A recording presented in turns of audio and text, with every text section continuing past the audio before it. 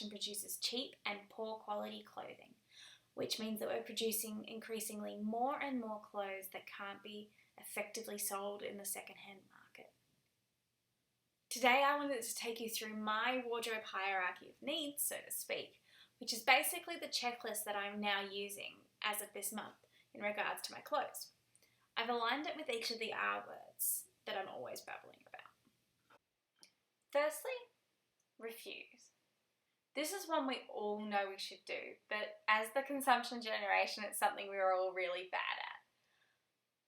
If you don't need it, or you don't love it, don't buy it. Just because something is super cheap doesn't mean you should get it. Reduce.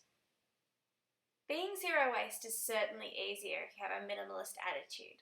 In order to encourage myself to buy only things I either love or I need, I have put a limit on how many clothes I'm going to have now in my wardrobe. I got rid of 15 hangers in my wardrobe this July. I will again next July, and so on.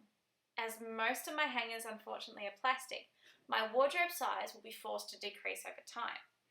I'm going to try and focus on quality over quantity in my clothes going forward. Reuse and repair. I'm going to do the best to choose products designed to last.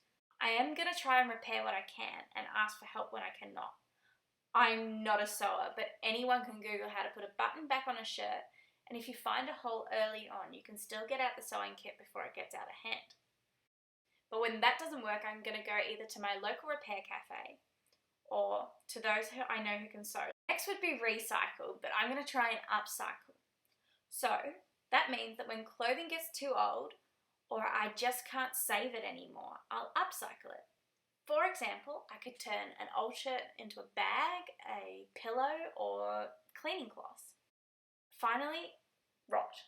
If I cannot save my clothing, and it is made from a natural fibre, I can cut it up and put it in my compost bin, where it can become food for my garden. There are also some ways to recycle synthetic fibres, such as H&M have a program where they use the old clothes to make more clothes.